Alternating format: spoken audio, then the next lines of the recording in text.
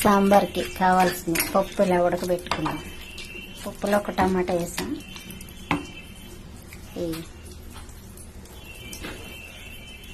ఆనపకాయ ముక్కలు,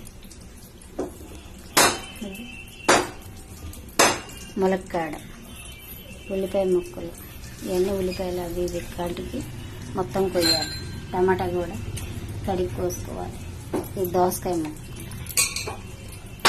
దోసకాయ కూడా ఒకటి చిన్నది, బెండకాయ ముక్కలు, కొత్తిమీర, కరివేపాకు.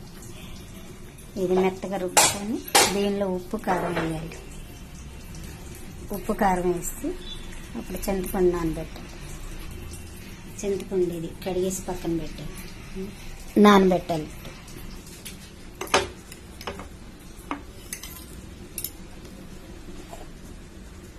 కారం వేసాం, వేళ్ళరండి. సాల్ట్ వేసి దీనిలో కారం, సాల్ట్,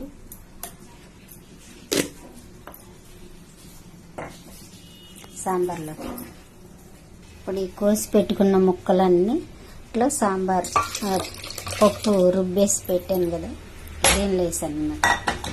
ఉప్పు, కారం, ఈ ముక్కలన్నీ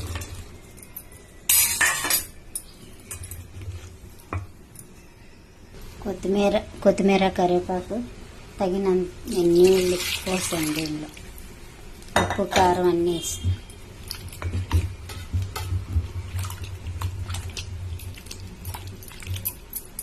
ఇప్పుడు చింతపండు కలుపుకొని పులుసు పోస్తాం. చింతపండు పులుసు ఇది పోసాను. పసుపు చిటికెడు, పసుపు, ఉప్పు, కారం, చింతపండు, ఆనపకాయ ముక్కలు, ఉల్లిపాయ ముక్కలు, ములక్కాడ, పచ్చిమిరకాయ ముక్కలు, ఒక టమాటా, కరివేపాకు, కొత్తిమీర అన్నీ వేసి ఇలా సాంబార్ పెట్టి మరిగిన తర్వాత అప్పుడు తీసి తాలింపు పెట్టడం.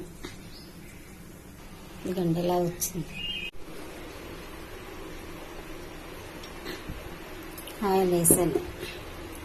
సాంబార్ తాలింపుకి కావాల్సిన ఆవాలు, వెల్లుల్లిపాయలు, జీలకర్ర, ఎండుమిరపకాయలు, మినపప్పు, పచ్చెనపప్పు, కరివేపాకు. సాంబార్ అలా మరిగింది.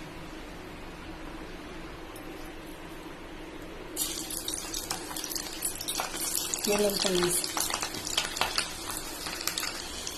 ఇప్పుడు ఇవన్నీ వేస్తాం.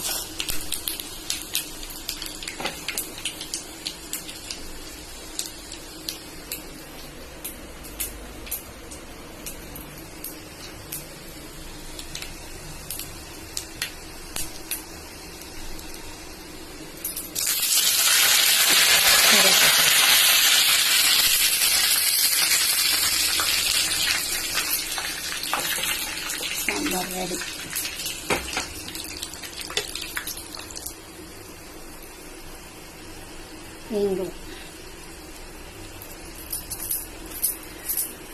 ఇంగు కొంచెం వేయాలి.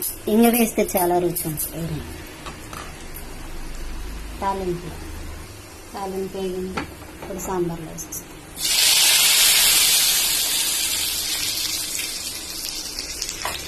సాంబార్ రెడీ.